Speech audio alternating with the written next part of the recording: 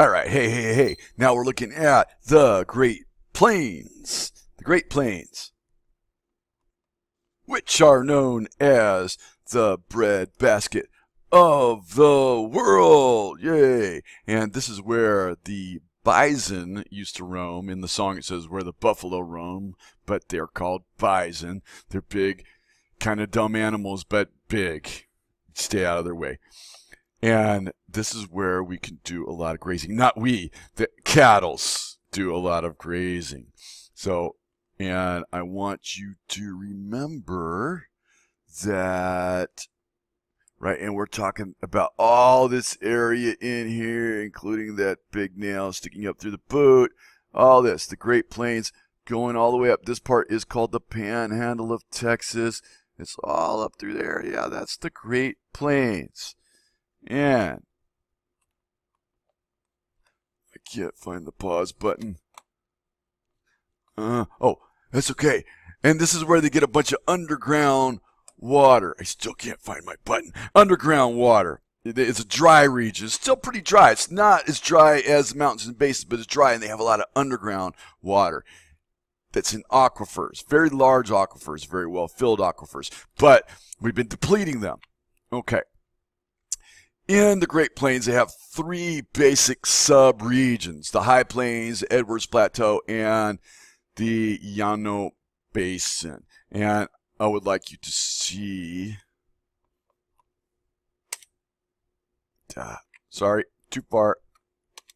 Here it is. Right, and I would like to see right in there, you see this thing called the Cap Rock Escarpment. It divides the Great Plains from the North Central Plains, the Cap Rock Escarpment. And this is what it looks like over here. You can see why it's a division and why we are stopping, you know, in one area, dividing the two areas.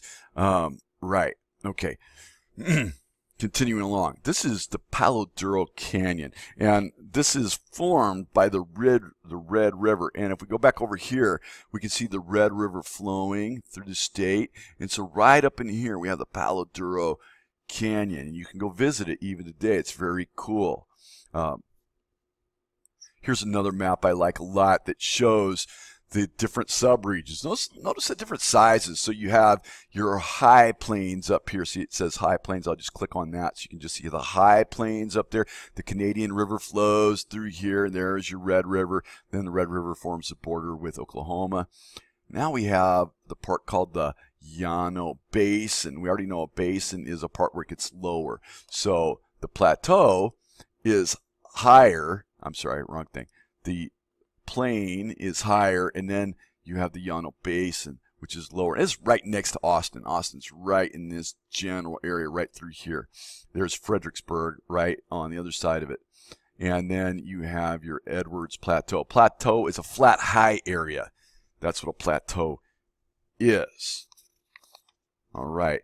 And in this area, we graze a lot of livestock.